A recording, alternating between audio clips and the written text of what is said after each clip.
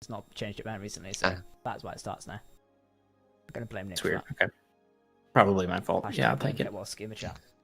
I'll take it. Right, I'll take we that. should be live now. What's that coming through? I'm gonna blame That's Nick. weird.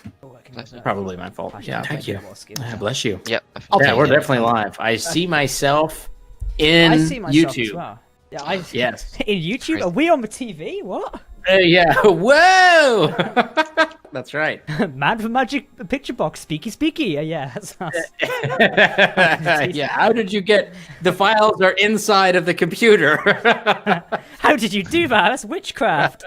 That's a discovery That's took right. place in the 17th century. That's season 4. They're going back in time now. They're going to go back in time. Right. Oh. They're going to bring Play back with Mark Twain again. Yeah, we're to say gonna... some questionable racist shit. Yeah, I'm excited. Wait, was that the Arrow in Time one? Was that the episode I'm thinking of? I was exactly Arrow in Time. Yes. Oh, Where yeah. they found The Data's Davidians, head. Yeah, oh, with the the Guinan Davidians. was in it as well, wasn't it? What a reference. Didn't I think we'd be love the starting at different that. things. I liked those two episodes, to be honest. I quite liked them. So The episodes were great, but yeah, right. It's also not a lot of that wasn't explained. A lot of that wasn't explained. Yeah, a lot of it's up in the air. It's alright. We'll come Yes. back and do like a 4-hour live stream where we discuss each episode, and that'll be a fun one to do, wouldn't it? Yeah, exactly. Alright, everyone, welcome to TC Live. This is the 20th of December. We're discussing Star Trek Discovery, Season 3. That's what we're still on. I'm not joking you tonight, I promise. And it is Terra Firma Part 2. There we go. Got the full sentence out. I'm just going to quickly tweet out that we're live. I'm obviously joined by Mr. Ketwolski tonight. Nick, how are you? I'm doing great, Jacqueline. How are you? Nicholas, thank you. I'm doing good. And we're joined by Dominic tonight. How are you, Dom? I'm doing well. Yes, I didn't just wake up after having drank half a bottle of wine. So yeah, all good. And Well, welcome back that sounds to really TC's suspicious. Alcoholics Yeah. Anonymous meeting. Yeah, Today we're right. joined by the crew of the Enterprise. You're definitely alcoholics at this point. You belong on the Cerritos, Dom. That's where you belong. Yeah. Dom's Yeah. one of those I- who's like chanting in the bar. Like, who would Dom be on? Like, out of all the lower decks characters, who would Dom be? Let's think. I would he say could be probably. I'd say he could be Boimler, like trying to follow the rules, but not Wow. getting confused. No, you're Boimler's friend, the one that connected his mind to that I'm robot. not Fletcher. No. Yeah, you're Dark Barkley, as he's referred to as. Yeah, you're Dark Barkley. No. Yes. I won't That's you. accept it. All right. What a typical Fletcher thing to say. I love this now. This is how we start every week. All right, chat. I hope you're all doing well. Thank you for joining in. We're getting started in just a minute. Our tweets now gone out. Don't forget you can follow us over on social media. And if you do want to share our latest tweet, that'd be great. If Jack actually did that himself, it'd be quite good instead of telling you to do it and not actually doing it myself. But there we go.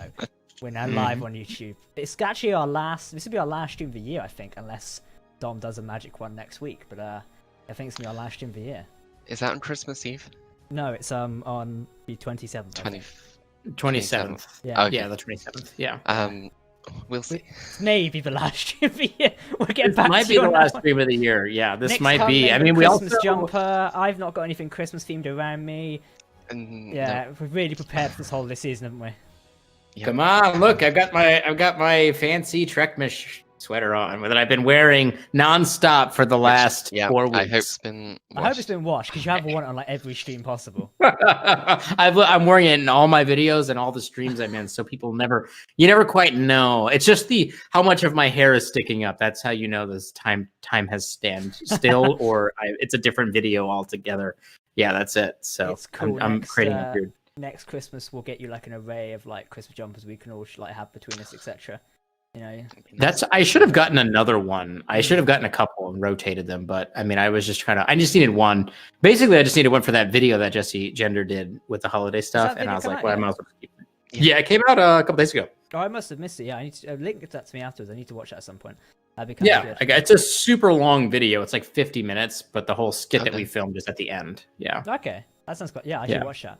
it's pretty good. One thing we should talk about before we dive into Discover this evening. Lower Star Trek Lower Decks, as we joked at the start of the stream, we didn't mean to do that, is now coming to Amazon Prime. Does anybody remember the date it's coming to there? Because I've completely forgotten off the top of my head. Where is it? Oh, January 22nd. Yes. Is that right? I think so. I can't find Sure, the news article yes. for it. Where's it gone? Hang on. Star Trek Lowered. We're so prepared for this. I totally forgot about that. Was it Amazon Prime? Yeah. There we go. Is it 21st? The end of January. It's coming it's coming next year. In And January. it's not full blown international. It's international select markets. So here we go. Yes. 4 months after premiering for the US on CBS All Access, Star Trek Lower Decks, when in wondering, is now coming to Amazon Prime Video for a number of international territories, including the United Kingdom, Europe, Japan, India, New Zealand, and Australia. You can check a full list of this via The Hollywood Reporter and various other sites, and likely Amazon Prime yourselves. Probably if you do have Amazon Prime in your country, it's likely it's going to be available. However, I would just double check, etc. But let's be honest, most people have already seen it at this point anyway. Now, according to Hollywood Reporter, all 10 episodes of the first season will land on a streaming platform on January 22nd. I mean, you won't need to wait for each episode like Disney Plus did with Mandalorian. No spoilers, by the way. So instead, you can watch it whenever, which is great for binging material. We've discussed it before. I think Lower Decks can work well as like putting it on, binging a whole thing, really, because it's sort of one of those programs you get away with, I find. And also, you can like watch it whenever, like, because it's that serialized bit in a way. You don't need to have watched or you don't need to like worry about watching one episode after the other. What I'm saying, like, you can binge it, you don't have to binge it. I mean, you don't have to binge it. You really don't. I mean, it's an animated show that is very serialized, so you can just kind of watch it whenever. But I will add, because this came up recently in some of my other discussion groups, people saying, I thought that Lower Decks was going to be coming out internationally with Paramount Plus. And yes, it will come out internationally with Paramount Plus once that service is released. So why did they bother to do this with Amazon Prime? It's because Amazon Prime sat down and wrote a big fat fucking check for the streaming and distribution rights of season 1 of Lower Decks. And, that's just how business works. So no, this doesn't mean that Paramount Plus isn't coming or that Paramount Plus won't have Star Trek on it. I just want to throw that out there because people are already starting to claim that craziness. It's just good. It's good for business, and hopefully that money that they use. It's likely this deal was being negotiated months ago. Likely when we already heard rumors it was being negotiated. Yeah, and it just took a while. Unfortunately, international distribution deals aren't as quick as signing terms and conditions for Apple. To be honest, they take quite a few months to discuss, especially at the minute when economies and things around the world are all up in the air, etc. It makes sense it would take even longer. We'll still see Paramount Plus next year. When it's launching, well, we've got a few indications. There's no concrete information just yet. However, we'll probably do a round of that in January when you can expect that. And, future Star Trek content. We'll probably be doing a grand old video in January called the State of the Star Trek franchise currently. We're chatting about all the new upcoming shows, what we've got to look forward to for the next couple of years, as it certainly is an exciting time to be a Star Trek fan. It is fantastic. I honestly can't wait. What's everyone's series are looking forward to, by the way? Mine's obviously Strange New Worlds. I think I'm going to speak for TJ as well. She's looking forward to that one. Dom, yourself, everything coming up? Probably Lower Decks season 2, as that's probably the next one we're getting. Likely, yeah. And Nick, what about yourself? I'm looking forward to all of them, but the one that I'm most interested to find out more details about, of course, is Prodigy, because that's the one that is kind of the big question mark right now. So yeah, that's the one I want to see. I know it's like the kids show or whatever, but that doesn't mean anything to me. I want to see it. It's Star Trek. We're all going to watch it. Nobody should pretend like they're not. So yeah, that's the one I want to see the most about. Maybe some trailers, or I don't know, some actual artwork or teasers or something. Yeah. It's going to be an interesting 6 months. The first 6 months of 2021, I think, is going to be a bit dry in terms of content to watch, but I think it's going to be very popular and very poppin', as they say, for news breaking and kind of releases and kind of leaks of things and stuff like that from all the different productions, because they're all going to be in various stages of either production or post-production, for the most part. So yeah, it's going to be, the first half of 2021, we're going to get a lot of news stories to discuss, not so much episodes to discuss, which is going to be hearing similar to how we heard this year of actors appearing in, say, The Mandalorian, etc. We're likely now going to hear the same thing for who's been cast in Strange New Worlds, who's been cast in Prodigy again. We'll hear all of that. We'll have plenty of that to discuss here. We've got some exciting things. I probably should say this now for the end of the stream. We've got some exciting things coming to TC next year, including a rebrand of our website. Spoilers. Which is coming very soon. Myself and our new executive editor have been working really well on that, and you'll meet him soon. And I think we've also got a rebrand of our live stream as well, which we're in the middle of planning as well. So these live streams will rebrand at some point in January, and we'll probably move into a podcast format as well. So if you can't catch these streams and you can't watch them on YouTube, they will be available on things like Spotify, iTunes, etc., all your good podcasting websites, etc. That will be coming at some point in January. As Heidi says in chat, dear God, I don't want January or January. No, I expect it's January, but yeah, January's only 2 weeks away now. It's gone mental, honestly. It's it's 5 days till Christmas, everyone. God help us all.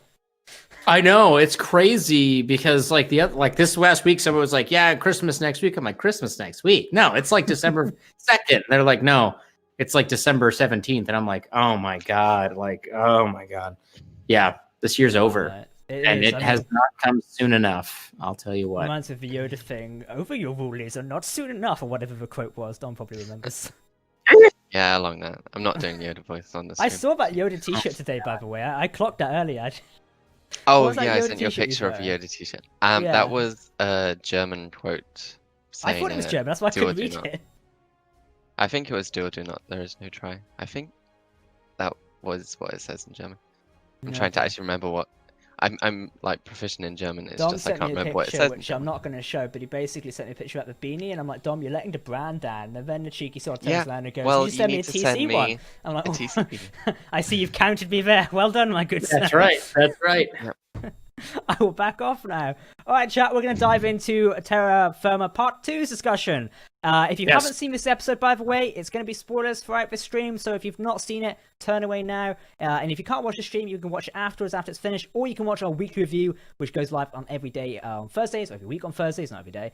Every week on Thursdays, Part 2 is already live on the channel. Go watch that, and we'll be back this coming week with The Citadel, which is episode 11.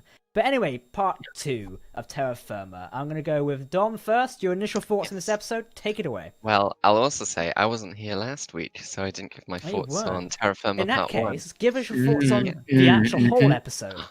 Yeah, Part 1 and 2. tell us in Part 1 and detail. Part 2. Well, I'll say first with how I thought Part 1 was. I really liked Part 1, but I was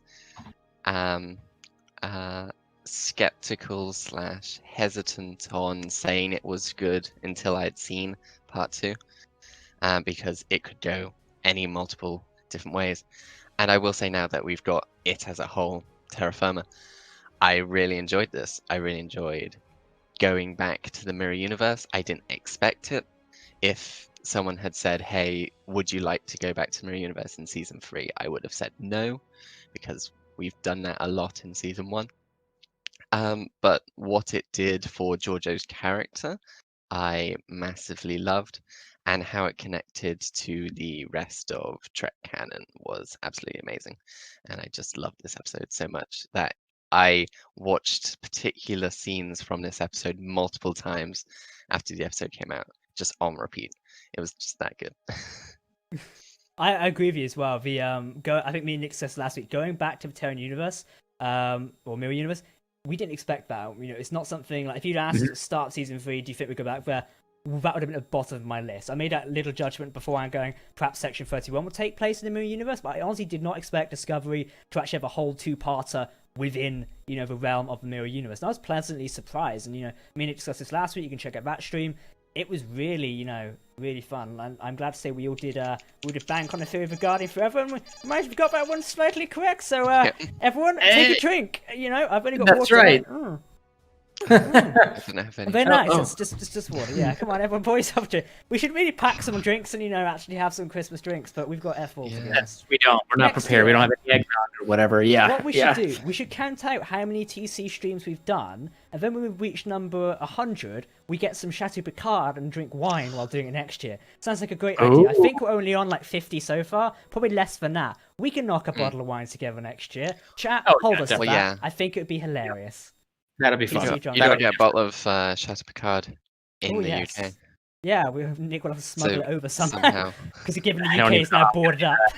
You know, at this rate, it'll be cheaper for me to just fly it there myself. Hand But, deliver yeah. it. Exactly. We'll set up like a round table in my office and go from there. But Nick, your thoughts on Terra Firma Part 2? So I would say that this was probably the only episode that we'll probably be able to accurately guess as to what the hell was going to happen, just because of how close together 1 and 2 were. I think that my feelings are that Secret Hideout and the writers have done a fantastic job, so I tip my hat to them by keeping things super under wraps and keeping us kind of in the dark in a lot of ways as to where this season's going and what's happening. I think we've been able to guess a couple of things here and there, but in terms of theory crafting, it's been very challenging. This is the only episode I think that we got majority of our theories were proven accurate. But again, that's just because it's a 2-parter. Ultimately, I felt like it was fine. Like, it was acceptable. I felt like the first part, Terra Firma Part 1, was better because it was a bit more like shocking to be back in the Terran universe. I felt like Part 2, we spent a little too much time trying to save Michael Burnham, mirror Michael Burnham, and only for her to immediately betray, Phillipa Georgiou, which, I mean, everybody knew that was going to happen. I mean, it was very obvious that she was for sure not changed or whatever. I would have liked if they were going to do this Ghost of Christmas Past, Present, and Future construct that they were put in. I would have liked to have seen the timeline go all the way through, like maybe see like the consequences of Georgiou's actions and how she has changed and how that could have changed the mirror universe for the better, and that she as a person had grown, which was kind of the lesson that they tried to kind of nail home with her helping Saru through the Vihari and then her kind of trying to save Michael Burnham. But ultimately, at the end of it, I felt like, okay, so at the end, she still had to kill Michael. And even though she helped Saru and a few of the Kelpians kind of narrowly avoid the Vihari or whatever, I feel like now the Mirror Universe Empire is completely going to be fractured, and those Kelpians are probably going to get wiped out because they're not going to deal with a Kelpian uprising. And ultimately, she and Michael Burnham in that universe are dead. So it was all kind of for nothing. So it was kind of like, especially since the Guardian made this kind of implication that now there's a mirror universe where this also took place in, that there's going to be there's a whole nother timeline now that was created just based off of this, and that he actually did send her in the past, but then by doing so created another alternate reality and then brought her back. And because the Guardian is the Guardian, he can just do that kind of thing. So she'd only been gone for like a minute, I think it was, from Michael Burnham's perspective, but she really was gone for 3 months. So yeah, I wish we had seen a bit more of the like maybe we could have jumped forward in time and seen like an aging Empress Georgiou, and then seeing the fruits of the labors that she had tried to fight for kind of come true. And then it'd be like, yeah, I really should have. Or if she hadn't changed her ways, like, if you don't change your ways, this is what's going to end up for you kind of thing. I would have liked to have seen that more. But ultimately it was just, I thought it was fine. Like, it was good. It resolved a lot of the questions that they brought up from the first one. It operated beautifully as a backdoor pilot for Section 31. She's going off to go do her adventure show with Shahzad Latif and the rest of Section 31 whenever that happens. And hopefully maybe Jason Isaacs. Yeah. So yeah. Anyways, that's how I need to talk about this episode. For part 1 and part 2, they made a very strong point of mentioning Lorca. Obviously, he was central to the plot of what was going on in the Terran or the Mirror Universe at the same time. I was like, oh yes, it almost baited us in a way, like he was going to make a cameo in a way. Obviously he didn't. But then again, I look at the whole episode. If we look at it as one whole episode, there wasn't really room for Jason Isaacs to return as Lorca and make a good enough impact. Like, he could have appeared on a hologram, that would have been fine, but it wouldn't have made an impact or added much to the story, sort of stretching it longer. Because if you look at how it fit together, it's quite a tight squeeze, even when you put both episodes together in a way, try and fit him in there. So as much as I would love to see him, I'm almost glad we didn't get him in a way, as it still leaves the mystery of Lorca out there, which I have a feeling now, because it was mentioned so much in this episode, I really wouldn't be surprised if the Section 31 show tries resolving that storyline or doing something with it. Because no one really knows Prime Lorca is actually alive still. He is referenced alive in a book, which is Died Trying, isn't it, Dom? It's drastic measures. I get them all confused. Yes. Yeah, so it's mentioned he's technically alive, and implied he is at least, and still trapped in the Mirror Universe. So whether the Section 31 show wants to resolve that, I have a feeling it might do. For me, it was just really weird how he made a big song about mentioning him when it could have just been done with a throwaway line. They mentioned him quite a few times, even having his associate there, and also they built on the lore of Lorca, that's a mouthful, by saying, he's taken the codename of Vicar, which links back to him gathering allies at Prior's world. Prior, Vicar, two things commonly associated with, etc., of the idea around religion, and Lorca seeing himself as almost a prophet in a way, almost like a holy symbol, leading this sort of revenge. That bit world building lore there wasn't needed. It was added in for the sake of world building, but realistically wasn't needed. There was no real point there to this episode of having it in there, because it didn't serve anything this episode, did it? It almost seems like that's to serve a point at the end of the day. There's a larger implication now, though, because in this other mirror universe, there is no Michael Burnham and there is no Emperor Georgiou to stand in Lorca's way of taking control of the Empire. So it's possible in this mirror, they're that's right. Mirror darkly. the mirror, mirror, darkly, darkly. I think that it's possible he's going to take control of it, and maybe in this one, he doesn't swap places with the Prime Universe version of himself. This is very confusing. Okay, but how do we feel about this currently? Because yeah. for me, it was kind of implied to me that the Guardian created this as a test in a way. Are we referring to this universe as another splinter of the mirror universe? Like, is it actually out there? Or was this the Guardian just testing in a way? Because it's kind of convoluted. We need like a concrete answer to this, because she went through the doorway, which technically could be the Guardian itself in a manner of speaking. Yes. Because he can appear next to himself in a way. So that could have been the Guardian just manifested as a door. So she could have gone through to this mirror universe, created the splinter, a bit like how the Kelvin timeline was created. It's a splinter of the Prime timeline. So this, we could call it the Georgiou universe, is now a splinter of the mirror universe in a way.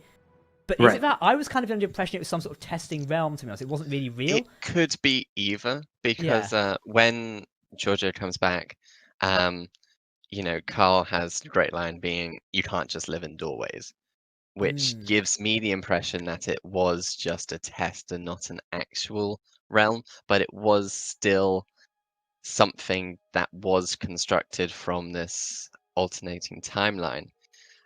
But then Carl also says that, you know, Saru will go and help other Kelpians, a lot of them.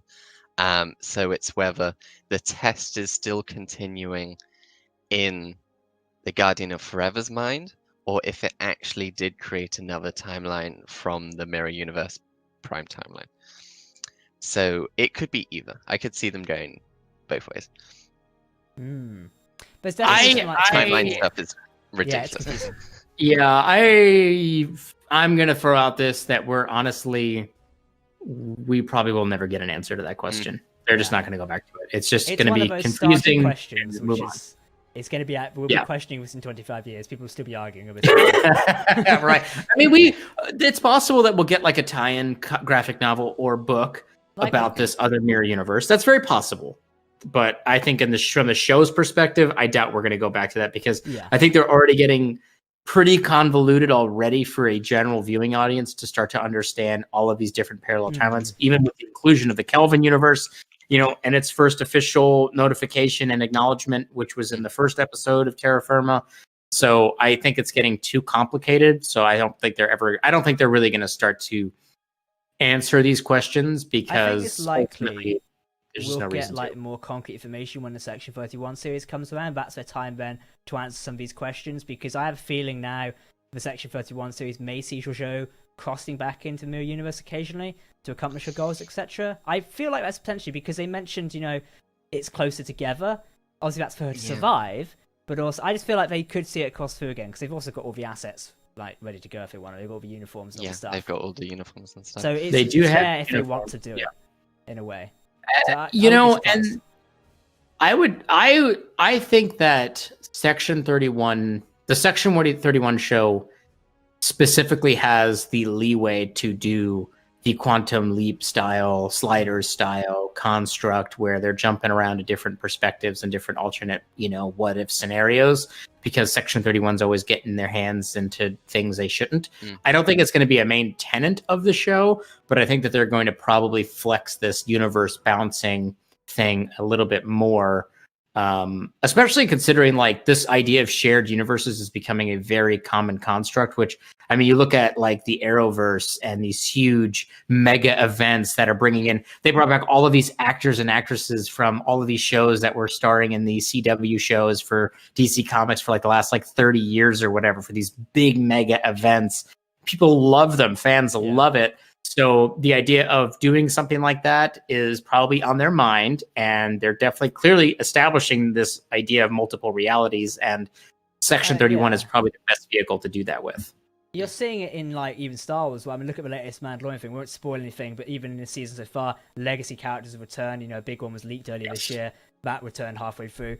They're doing, and it's a very good thing to do, because you're capturing that legacy audience. It's why like Riker popped up in Picard once again, you know, all these legacy cats popping up. It's because it brings back those who viewed it 25, 50 years ago, etc. And they're going to go, I love this now. I want to watch more of this. It makes perfect sense. So yeah, I love the idea of it. Thank you to Sean Casey for their £5 donation. And they say, will the bosses at Star Trek learn from the fact that Mandalorians are taking Disco, quote unquote, screwed it up, chucked it in the bin, and booted it from the bin?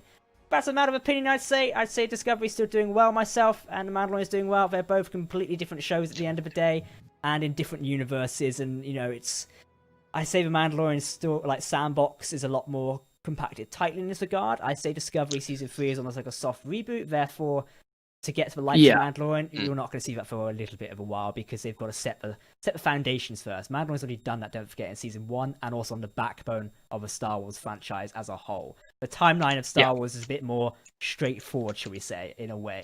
Whereas just Star Trek in general is a bit over the place. Not that it's a criticism, it's just a fact. That's what you do when you do time travel. You don't really do that in Star Wars. But as we see here with Discovery, time travel, help us all. It's a bit confusing. The difference is in Star Wars, you've maybe got with all the animated shows and everything, you got like 100 hours, maybe 150 hours worth of content. Whereas Star Wars has hundreds and hundreds of hours Star Trek has hundreds and hundreds of hours of content that is both convoluted, contradicting, all over the place, hard to keep track of. And there's a difference there. I mean, like you said, Mandalorian and Discovery are two wildly different shows, and it's unfair to compare either one of them to each other. I like them both, and I'll continue watching, and both have long on air because it's fantastic. I love both franchises. I know there's always an internal fight when people go, "Oh, Star Wars, Star Trek," but no, I honestly love both. So, thank you to everyone for donations, etc., and becoming YouTube members. Don't forget, if you want to support the channel, you can become a YouTube member here. We've got some great content coming up in January, and your super chats and various donations do help us in the long run. So, thank you very much, and everyone who's donated in support of the streams this year. It has been a pleasure to bring them to you. But there's one thing I want to discuss. Now, we had these theories earlier in the group chat. Should we go to these theories now about Admiral Vance and Kovic, etc.? A good time to discuss this? Yes, we can talk about that. Now, Nick, you decide who wants to discuss this because it's kind of your two's thing. But you take it away. Well, go for it. Nick, you can go for it. Yeah, so somebody commented on my review video this idea that Admiral Vance, the Dadmiral, and potentially Kovic/Cronenberg as well, were already aware of the fact that Georgiou had gone back in time because it, potentially some kind of paradox construct.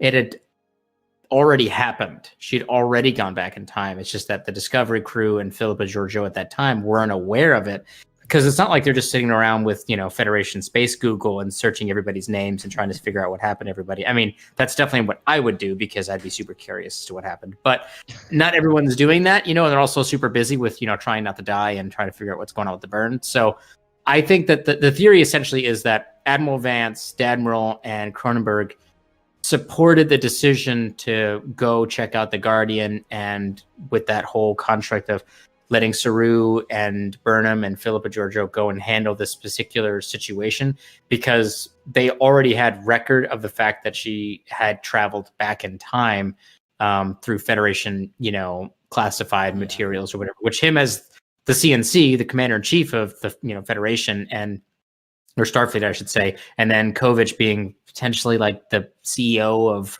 Section 31 or whatever you want to call it, they would probably know about. Yeah, like Starfleet Intelligence, like being the leader of that. They would know that it had already happened, so they just kind of participated in that fashion. I thought it was an interesting theory, and I wanted to hear what you guys thought of that. So for me, I think there's a couple of things which say it's probably less likely. One, when they go down and see Carl, the paper he has says that Georgiou's gonna die. That's not the most concrete evidence because we see that paper changes drastically. But it's time travel's weird.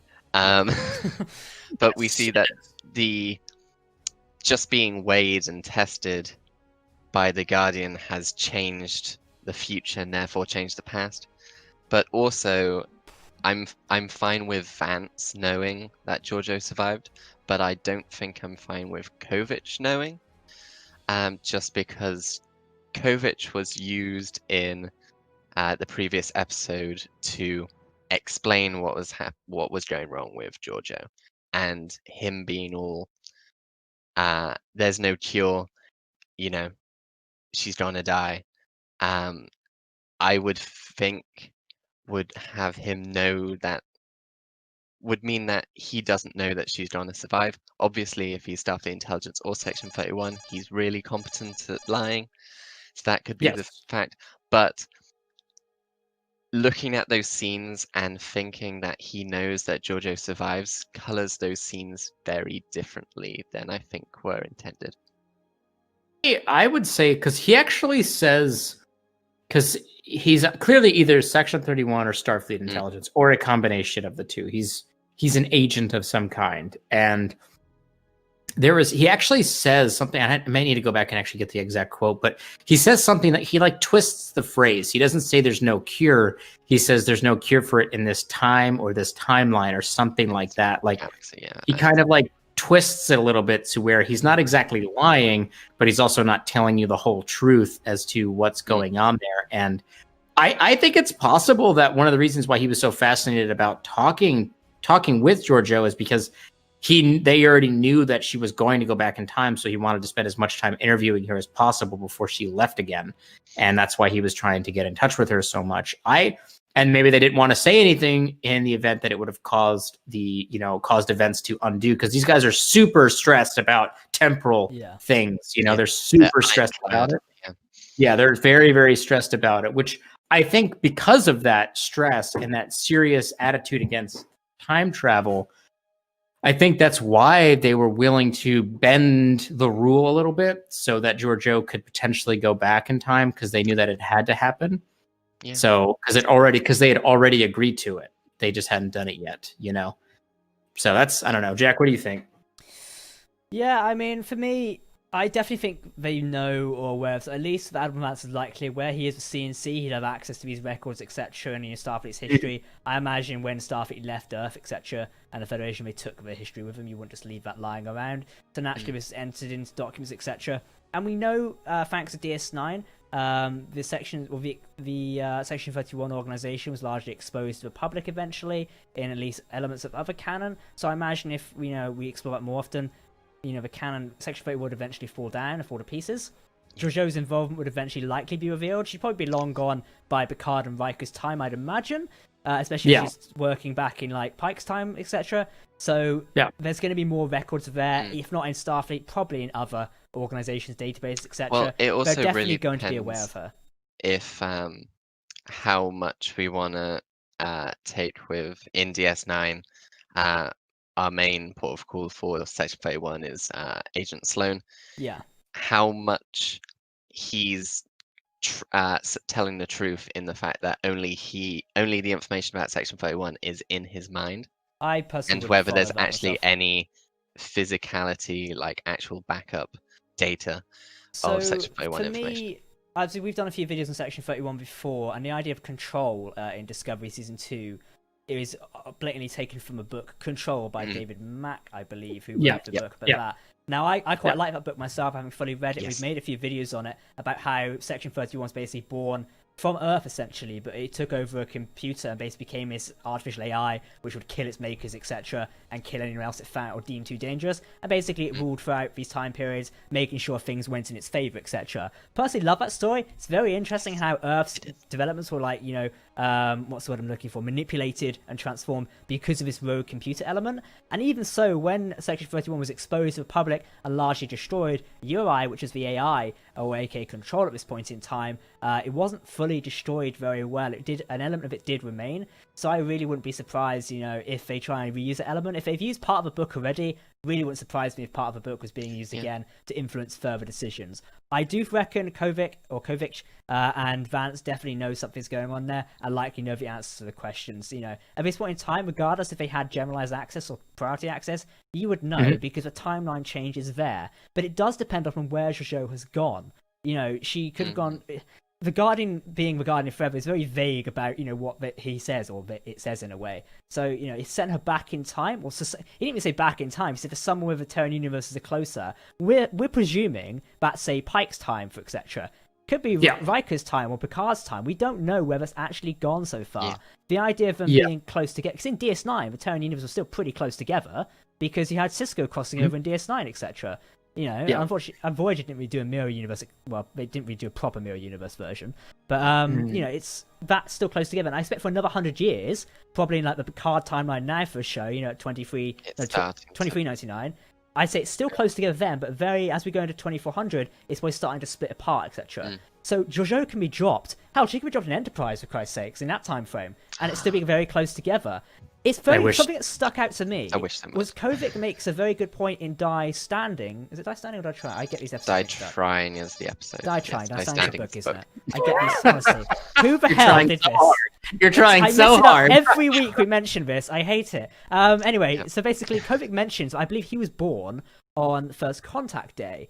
I think he mentions something about it, and then he relates to how I have to watch this episode back. But he mentions that on First Contact Day in a mirror universe, that's when the Terran Empire was born, when an alternate reality took place, and Zephyr Cochrane shotgunned the Vulcan in the face, which he started blasting, right? He started blasting, and then I started blasting. But Right. I feel like Kovic is a character who's very complicated, and we won't get the answer to who he is or what's his deal is just yet. I would be very surprised if we got to know what he's about in season 3. He feels like he's one of these shadowy characters. I don't want to find out. I don't. We spoke about this last week, Nick. I quite like these characters like the Elusive Man, the Shadow Broker, like Mass Effect. These people in the shadows, we are putting behind the scenes. You don't know straight away. We heard the Elusive Man and Mass Effect reference in ME1. Didn't come into like Mass Effect 2 when he first came out, and basically about what he was doing, etc. Kovic feels like he's doing something in the background. I know Trekcore on Twitter hinted that he could be working for another organization, then retracted the tweet because the badge looked different. But there's a lot of theories and stuff floating around currently about Kovic and what he's doing, and it has been since he first appeared in episode 5. I love it personally. I love these deep theories and his character development. His story doesn't need to be resolved this season or next episode. Well, I think we heard that was a very he's in long-winded season- answer. Sorry, I went off on a tangent there. I think It's we've okay. heard that Kovic is in season 4. Yes, Yeah, he's in season 4. His direct Yeah. quote today, I don't know if I've got this on my phone, but I was scrolling on Facebook earlier, and Variety interviewed him. No, I don't have it, unfortunately. But basically, he's working on 2 movies currently and a series, but he'll be back for season 4, because I quote, he said he's cheap and available. Someone did drop a comment on the post going, that's how I describe my life, but I was like, alright. Yeah, cheap and available. So I do want to go ahead and point out that the only thread of where Georgiou in the Section 31 show is going to take place at is based off of the fact that they said Shazad Latif is going to be in the show. Yeah. And he right now is stuck in the Pike Kirk era of the TOS era. But that was, I hope they don't boot his ass off the show, but that was also like over a year ago. Like it's been like a year plus since we've gotten a real update. And it's possible that they may have just dropped that construct as they worked through this season 3 and everything that they're doing now. And they may have restructured it, and she could be going anywhere at that point. So it may not be back to where we thought originally, and maybe they're just going to either age up Shazad Latif in some way, and he's going to be kind of older when she arrives, and it'll be a little bit after. Maybe he hands over the mantle to her in a way, like this is yours now. Essentially, I've built this organization back, and he hands over like the key, to Section 31 to her. In a way, could be a very interesting way of solving his character arc and passing on to Georgiou. It's also a way to, just fast forward the let's build Section 31 again. So we don't get that in the series. We just start with a Section 31. Yeah. At the end of season 2, they talked about a radical overhaul of Section 31 and making it probably more in line with what we know about S31 from DS9. So I would think it's more just to make sure it's not Georgiou filling out forms and paperwork to make Section 31. But yeah. So She could go on like a because they described it previously as like this Western. They described it as the Clint Eastwood movie Unforgiven, which is like about an old retired gunslinger lawman that comes out of retirement to go do a revenge thing or whatever it is. But again, that was over a year and some change ago. That could have also have changed at this point because they pulled all those people that were working on that script back onto Discovery. So they've been working on Discovery again. So that could have all the updates that we had before could easily have been dropped. A quick question for you, by the way. Do you feel like CBS, this is not a criticism, this is a general question, do you feel like CBS, not Section 31, Secret Hideout, they're not Section 31, do you feel like they jumped the gun in announcing a Section 31 series? Because do you feel like they jumped the gun? I feel like Star Wars made the same mistake, and this may have triggered like Secret Hideout, because Star Wars came out with Mandalorian, like, we're doing a Cassian Andor series, and people are like, alright, we didn't ask this, but alright. then I feel like, CBS did a similar thing. It's like, we're doing a Section 31 series, and again, people are like, all right, I don't think we asked for this. Yeah. Right? I think if they did that, like, today or tomorrow, and then you're like, oh, that's why Georgia was sent back, then it would be more hyped up. But when they did it then, because and I feel then like they season convoluted 2 the answer. happened, Yeah, season 2 happened and kind of like closed off. Like people go, oh, and then you're like, oh wait, but Georgiou's in the future, but you said she's in the past, they kind of so wrote we themselves into a know corner. you're gonna go back. Well, Yeah. they didn't necessarily write themselves. I wouldn't say a corner. They wrote themselves out of a great 6 months of people theory crafting and wondering what happened to Phillipa Georgiou, because we entered into season 3 knowing she had to get back in time, and the only question was how she was going to do it. And now that she's done it, instead of being like constantly like, ooh, I mean, what could possibly happen? Where to happen when she walked through it? They've already spoiled what happened. They did it 2 years ago when they said we're going to make a Section 31 show with her and Shazad Latif in the TOS era. Like, they already spoiled that. They totally took the gun. I do hope we get more information about Section 31 series soon, because it's been quite a while since we've had any official information about it, apart from we're still doing it. I mean, well, this may be why they haven't said anything. Maybe they want people to kind of they want people to forget about it, and they're redoing it, and they just don't want to say something. Because the Section 31 possible. announcement did come very early, originally in the year. I believe it wasn't March, or maybe it was February. It was very early. It was very early. They announced it. Yeah, it must be February or March. Before we do continue on, a couple of quick donations from a chat. Thank you very much for your donations again. I've missed a ton of them. I do apologise. Snoopy Queen for $5 says, since this is the best season of Disco so far, where do you rank this season of Discovery with other Trek seasons so far? Honestly, I'll give you that answer when we finish the season, personally. Gents, would you agree? But I say, I'll quickly say, out of all of Discovery so far, season 3 is a refreshing entry into the Discovery series, as I'll say, and I think we can give a full answer when we not only do a season review, but also our last stream covering Discovery, which will be on January, the second week of January, so tune back in for that one, as it'll be quite fun. Tom KC for $2 says, you guys work well together. Thank you, Tom. You can always catch us here on TC. We might not be back next week, as it's the Christmas weekend, so we'll see about that. We'll be back in January discussing, which will be episode 12, I believe, so look out for that one. And we'll only have one episode left in January then, which will be interesting. Christ.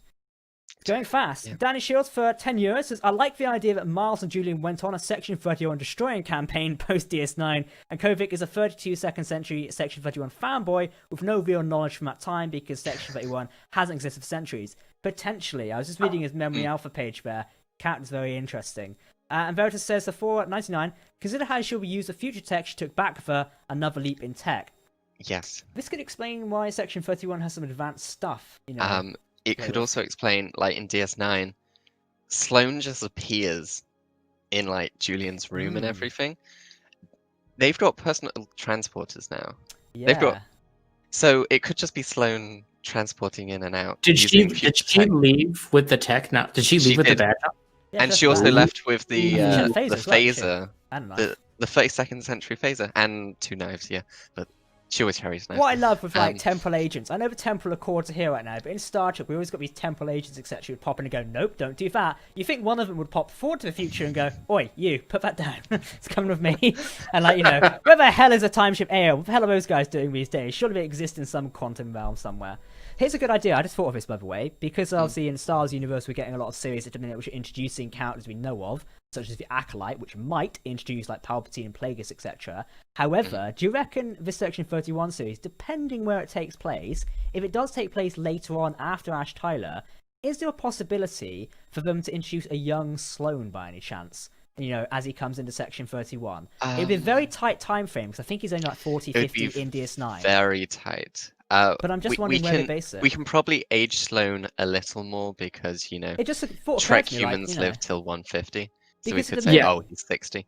True, yeah. Just for a minute, the idea occurred to me because very much like other franchises, I feel like Star Trek is trying to block its timeline together. Like say, right, you can watch this and you can watch like the whole Star Trek timeline all the way through in a way, if that makes sense. Like it's a minute, you can go from Enterprise, now to Strange New Worlds, or technically Discovery, Strange New Worlds, then the original series, then you can watch the movies in between, then you can go to Next Gen, Voyager, DS9, etc., Picard. it feels like at the minute they're trying to add blocks in to gap the timelines together, which is a good idea because it means you've got more content to play with, and you fill out your timeline. I just feel like that's an idea in a way. Yeah. So just going with the young Sloane. So I know I'm on a talking like spree yeah. today. No, it's fine. The timeline would be extremely tight. You would have probably a 80 to 90-year-old Ash Tyler at that point. Yeah. Yeah, you'd have to have a very old Ash Tyler. Yeah. Yeah, it would be very tight because he died in. I'm looking on it right now. He died in, like he was around in 2370. The 2370s is when we kind of saw him, and he was obviously, I would argue, maybe 60s, 70s Star Trek timeline in terms of age, you know. Yeah. And that would be tight. They'd have to really. It was just a theory that occurred. I wonder if it's something it could do. Yeah. There's still room to like play with the idea potentially. It's like, yeah. I mean, maybe, you know, I think that there's a lot there. I think what's going to be fun about the Section 31 show is we're going to see them redoing it in the style that we saw them in Deep Space Nine, which is this cloak and dagger shadowy organization that nobody knows about, that doesn't have a fleet of starships and a base station that's led by a bunch of Starfleet admirals. It's going to be super cloak and dagger, very much, you know, decentralized in a lot of regards, which is, I think, would be actually narratively very smart because it's the opposite of what they were doing before, which is where they had everything being pumped into control the AI, where now they're going to decentralize everything like a spy agency, and nothing is going to be, no one person's going to know necessarily everything, despite what Sloane would say. I don't think any one person would know. Yeah, I think it narratively makes sense. I do wonder if Georgiou will get like a kick-ass starship again, to be honest. Maybe not the Folding Cells one, but I don't know. It could be interesting. One point I do want to bring up, though, gentlemen, is Dom was mentioning it in the chat, as someone else mentioned it. San, the character of San was mentioned again in this episode. However, I feel like, you know, San was mentioned quite a lot. We didn't get much to go on. Part 1 neglected him slightly, I'd say, because it didn't provide any basis for that, even though he was mentioned, I think, at least 3 times in the flashbacks, at least. He was mentioned once, maybe, by voice, but we could see him quite a few times. They made a strong point out of that. Do we feel the flashbacks now connect with this in a way? I don't know. I feel a bit like flaky on that one. How do you guys feel about that? I don't know how I feel about it because, I expected to meet him in the Mirror Universe in a way because they mentioned him and like. Well, I didn't expect to meet him in the Mirror Universe because it seemed likely that he was dead. True. So that would kind of put a wrench in those works. I was kind of led to believe that maybe like, you know, you could have played it as like Burnham killed him in a way or something like that in a way, and that was Georgiou's lover. The one person or another person she's cared for was taken away. You mean like a Ghost of Christmas Past construct, and then they could have done a Ghost of Christmas Present, and then that Ghost of Christmas Future? You mean like how they should have done? Okay, anyways, the second time you made this reference. That's right. I mean, I'm just saying, let me rewrite the script. But what I'm thinking is, I don't think the San situation is an empty plot thread. I think what they were doing, personally, all of the stuff that Georgiou was doing leading up to her departure was all connected to, I think, the backdoor pilot construct of Section 31. So these flashbacks that she was having are probably going to continue.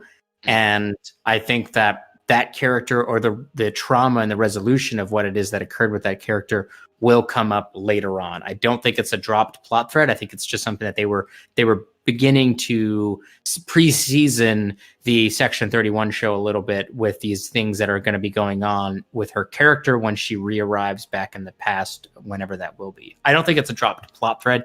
I think it's just we're going to get more later. That's what I think. I think it's really likely that we're probably going to see a Prime San, just because of the fact. So San was first introduced in the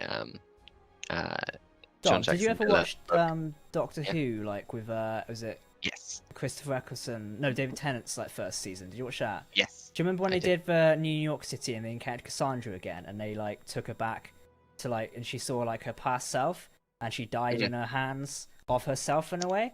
I feel like this thought occurred to me earlier, and I just remembered it again. I wonder if they could do something similar, like in the Prime timeline, where Georgiou encounters San. Also, they don't know each other at that point, but you know, something could happen. That very similar thing there. Like she knows him, obviously. I presume it's him at this point.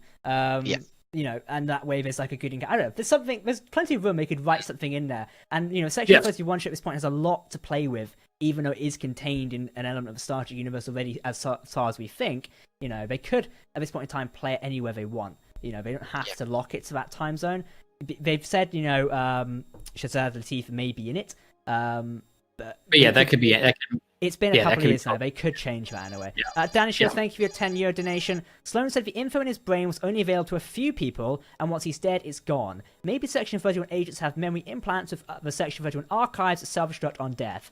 Yep, that's possible. I'd say that's an idea. Maybe Georgiou like a very Section 31 thing to do. Yeah.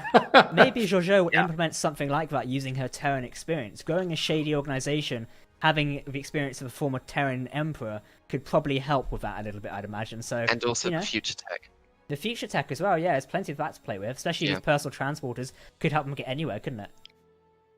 Well, I think what the lesson that was really established right at the end of this episode was that Georgiou, while she is kind of an asshole and likes to wear leather and kick people in the head and does things a little like not according to the manual, she at her core now fundamentally wants to help people, which really is the core tenet of Section 31 that was described by Sloan, which is people who are a group of people that break pretty much any rule that they possibly need to in order to protect, essentially the Federation's way of life, which is essentially the core tenet that she has now established right before she went through the Guardians. So her bringing those ideologies into the organization, I think, is really going to help reconstruct it into what we saw in Deep Space Nine. I hope that they've actually done that on purpose and it wasn't by accident, because it actually really connects really well to those core ideas. I don't know. Maybe we're giving the writers too much credit. Well, I will say, Bojan Kim and Erica Lindsbot, who are going to helm the Section 31 series, and how they pulled off this two-parter, I'd say they definitely understand the character of Georgiou very well, and they've developed her very well towards the end of this bit as well. So I'd say, I'd also been waiting to see how it comes out. I mean, we don't even know when the Section 31 series is going to land. That's one of the big things so far. There's been no filming schedule. We do not know when this series is coming. It could be 2023. Michelle Yeoh's schedule is with COVID as well. Her, as teacher said to us earlier, her schedule's we really don't know when Section 31's coming to us. I hope next year we do get more updates on it. Maybe some cast announcements and pre-production news. We do know they are still in a state of pre-production because script writing has taken place. I believe Kurtzman did comment on that once last year, or this year, should I say? I'm trying to get myself out of this year so he far. said it was still being written, or they had. I think he broke ground on the first half of the season, something of scripts, didn't they, or something like that? I'd have to double check, but I believe they have actually at least written a pilot episode. I would expect that at least, yeah. I would expect that. If writers have been pulled back to Discovery, it would make sense it's paused temporarily. I mean, it's all about scheduling.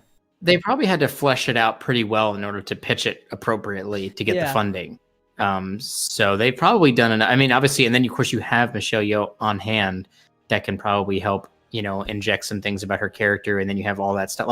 These are the same people who've been writing her since the beginning, so I feel like they probably did a pretty good job of fleshing out these ideas. But that's why I say, it's been a year and some change since that's happened, and so much has happened within the franchise.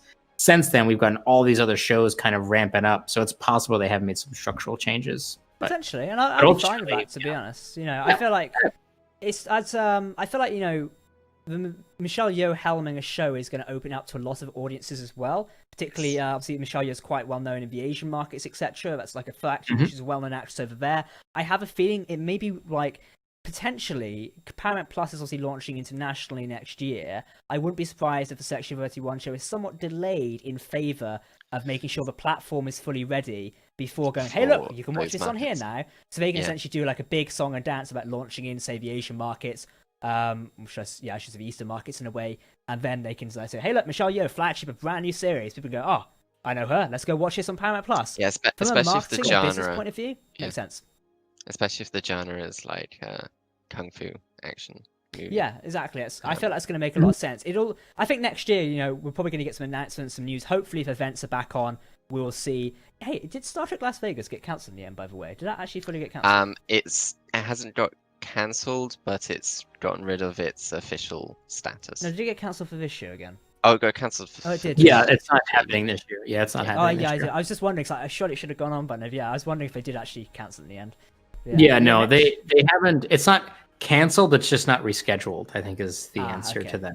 So Next yeah. year is going to be interesting for like events wise. Hopefully, we might be in a position to get events again. If so, like press and information like that, hopefully we'll see more concrete information coming out as well. It's been, I will put it on like this year overall. Like CBS have done or Viacom CBS have done a good job of like presenting us with new information. Star Trek Day this year, great celebration. I think we all enjoyed that, didn't we?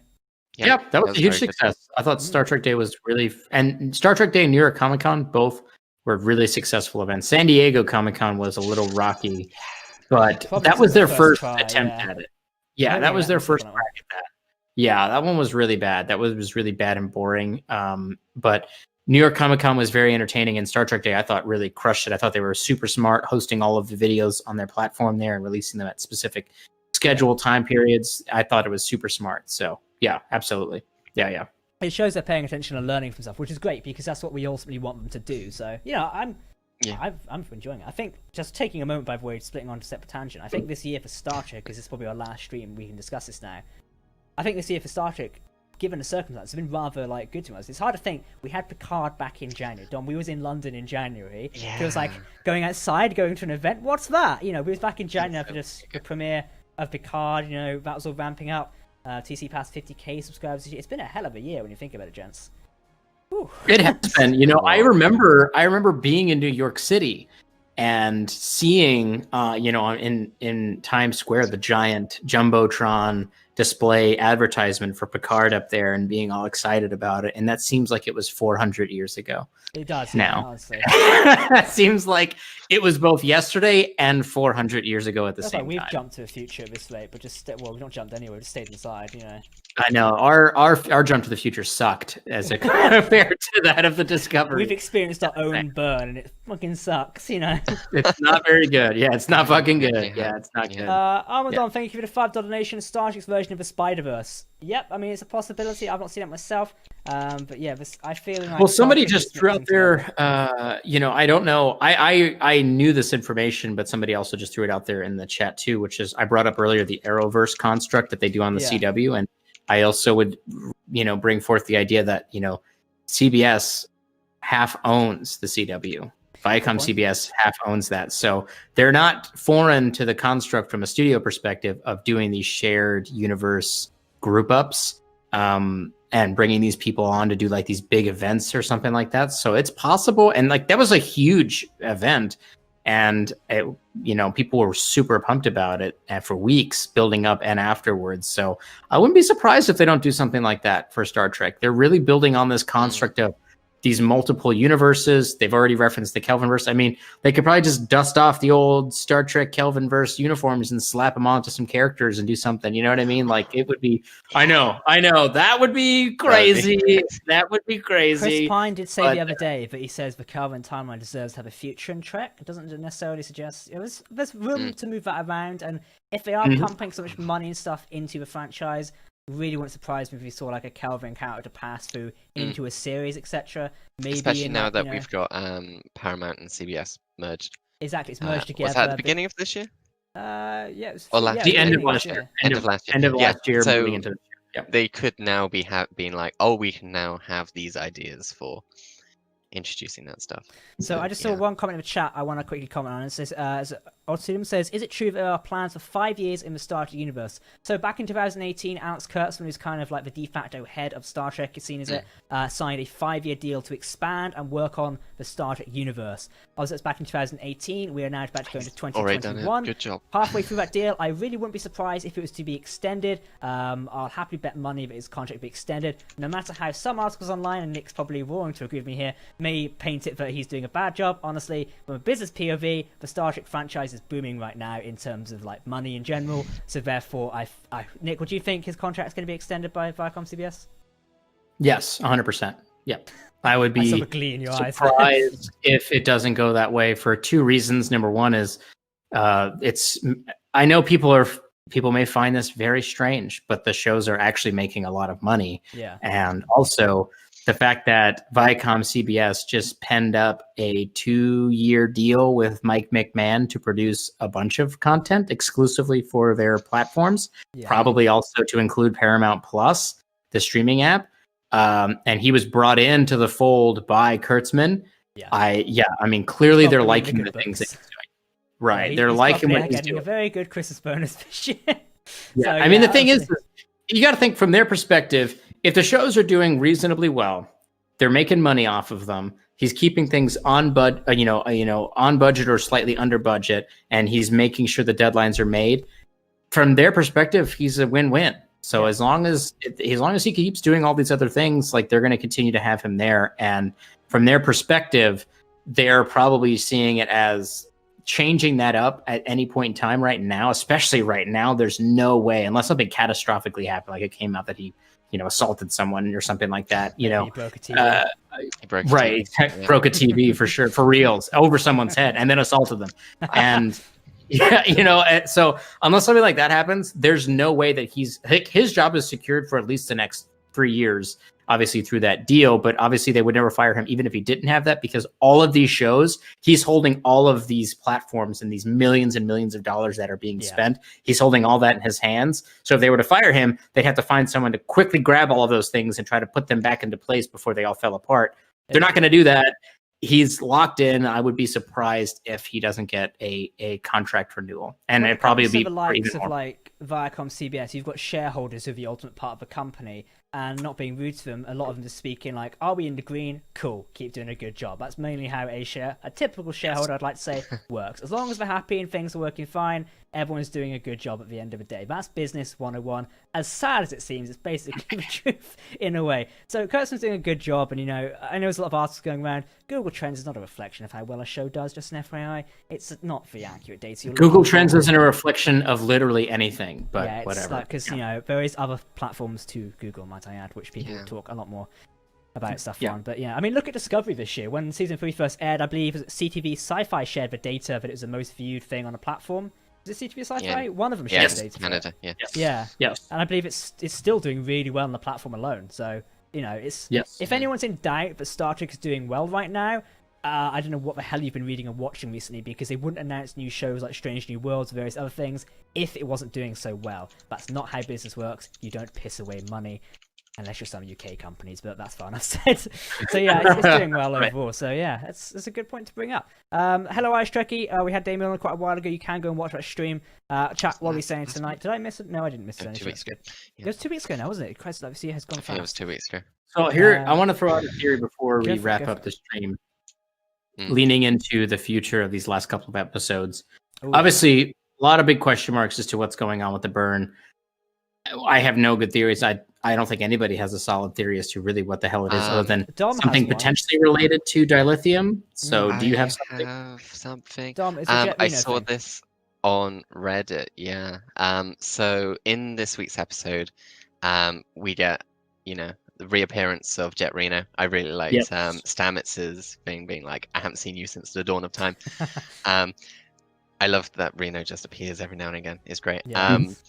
But she says that she's finally realizing her dream of changing Discovery's plasma conduits to polaric energy. Now, polaric energy was talked about in, I think, the 4th episode of Star Trek Voyager. And I know we've talked about Voyager before, having the answers to the burn. We were completely wrong with the Omega molecule theory. Way off the Omega molecule. Way off. But the polaric energy caused the destruction of a planet in the Delta Quadrant, and it caused subspace ruptures, which allowed Janeway and Tom Paris to go back in time to see it like a day before it happened. And it was said that polaric energy was no one could do any research or do anything with it in the year 2268. This is obviously before Discovery jumped. So I'm not gonna particularly say that it's gonna be Discovery changing to polaric energy that causes the burn, but if the But what the theory from Reddit says is that if the Kelpian ship had polaric energy, then it could have interacted with the dilithium nursery that they said they were investigating in the Veruba Nebula, and that polaric energy interacting with the dilithium nursery sent a message across subspace, which caused all active dilithium to go inert.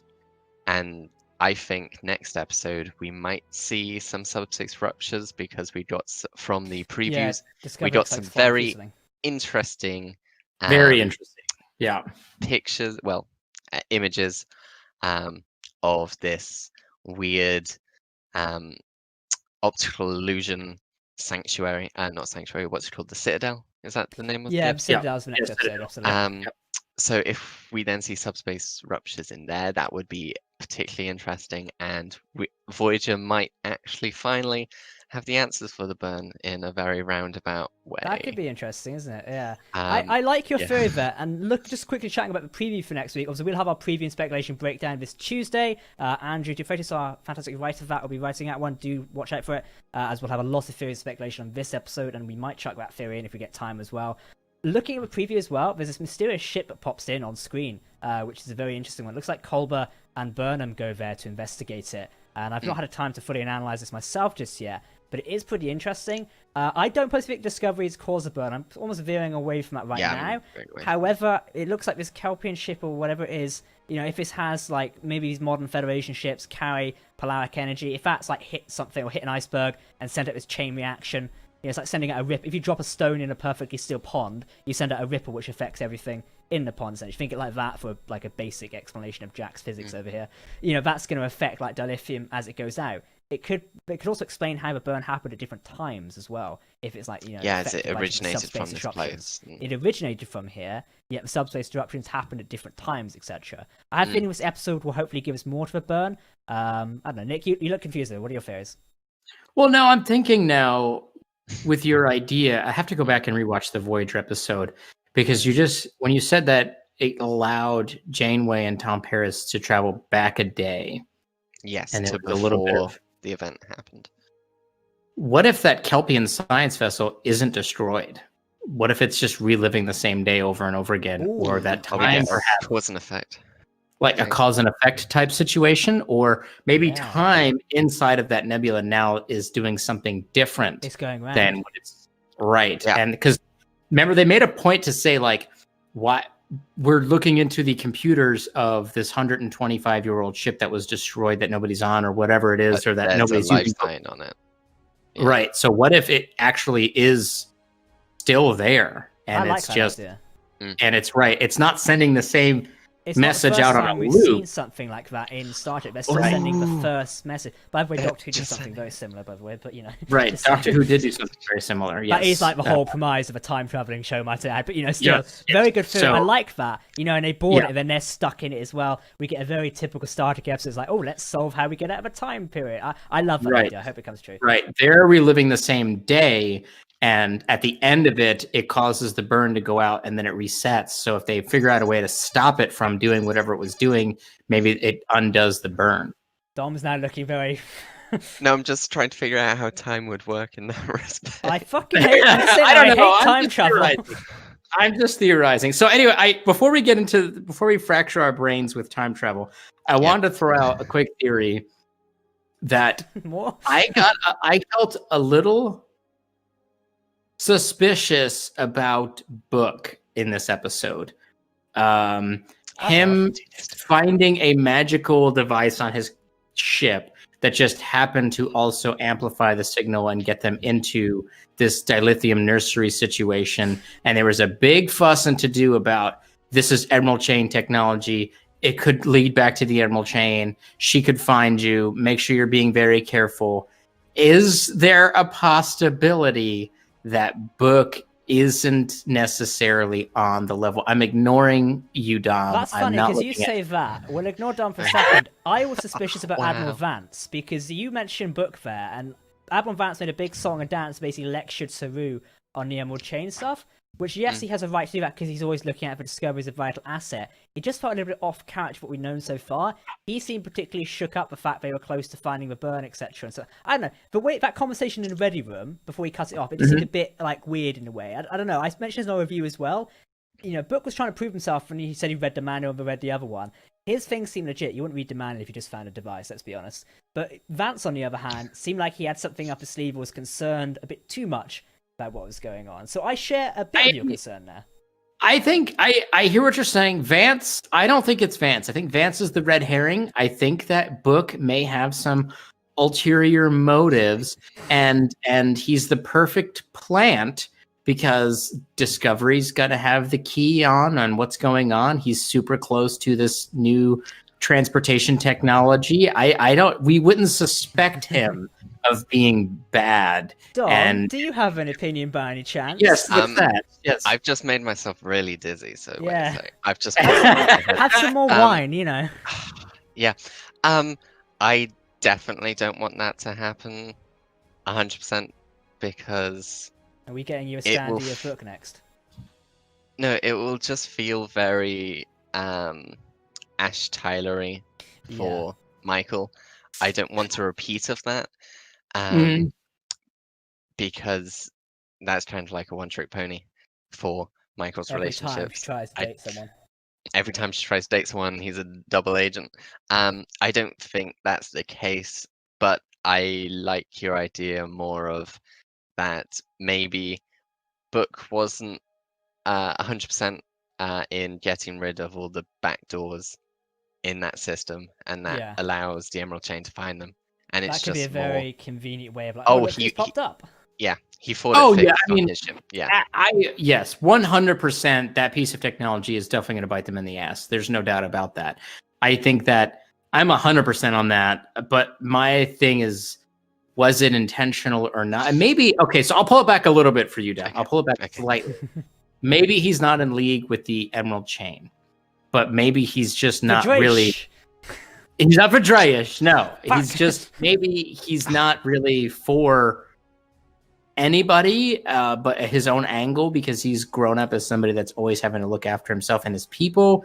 Even though he's got a friend and ally with Michael, maybe he's seeing, he's blinded by the construct of getting access to a bunch of dilithium that could really save his planet and his people. So maybe I'll pull it back a little bit and say that he's not working with the Emerald Chain. But I don't know, I just got like a weird, like when he came out of nowhere without having any prior knowledge, supposedly, of what they were doing. Yeah. He happened to have this device that would absolutely immediately solve their problem. Which looks a bit like an Amazon Echo, might I add. It did definitely look like a large Amazon Echo. Yes, it did. Which it may actually be. I don't know. They'll have to check the props department. But so it's going to say, it was insert too name big. here. Insert name here, play Faith of the Heart. Oh, I like it. I like that a lot. Zora play Faith of the Heart, yeah. But It's been a long road. I'm I- not going to say it. Jeez. Sorry, Dom.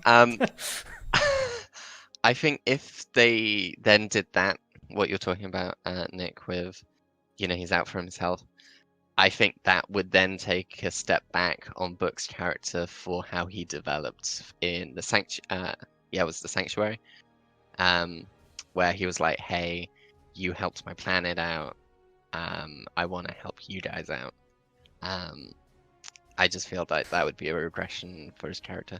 Sorry, I just read what I was trying But to yeah, put in the chat. we can just go back and forth with this. But going with the Vance stuff, I didn't get those hints of Badmiral that you got. I maybe because I'm biased towards the Dadmiral, but yeah, you're won over by that beard.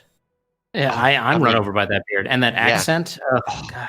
It's just the swagger of look at me, I'm awesome, isn't it? He's just a boss. He's just every time he's on, he doesn't have enough scenes. Yeah. Can we have a spin-off show, a book just of him? To be honest with us, just give us a short track where it's just him doing his day-to-day with his floaty desks and stuff. Yes, give us him. Hanging out with his holograms. I know. I want to see more. Quick question, Yeah. as we're going to wrap up the stream in a yeah, minute. yeah, Will we see yeah. Mr. Sahil again in this season? Do you think?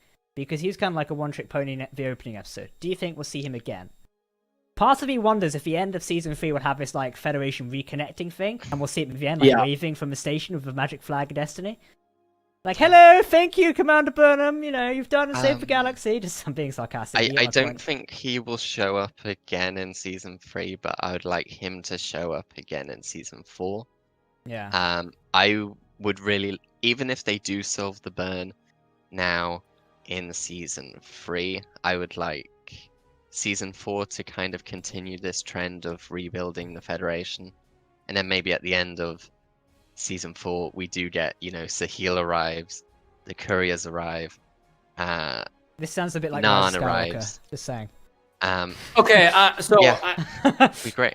I know we're not supposed to be continuing talking about this, but here's another thing that I just thought about. So with Book, okay, you have a situation now where Book had some kind of tracking device on Michael Burnham that allowed his ship that he knew Michael Burnham was on to go find the Federation headquarters. She went there. Then his ship found her and the location of the Federation headquarters. And then they broke him out of jail, which was really, really relatively easy. And then they made this whole song and dance about how she was going to blow up his planet, even though she was hitting literally nowhere around where they were at.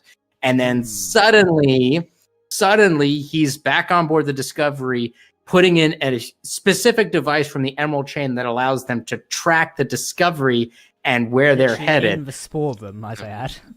Inside of the spore drive room. I'm just saying. Can I build on your theory ever so saying. slightly? What if the cat's in on it as well? Because that cat was in the ship when it came to that. I'm telling you, Grudge is a changeling, and you know, Probably. something's going to happen.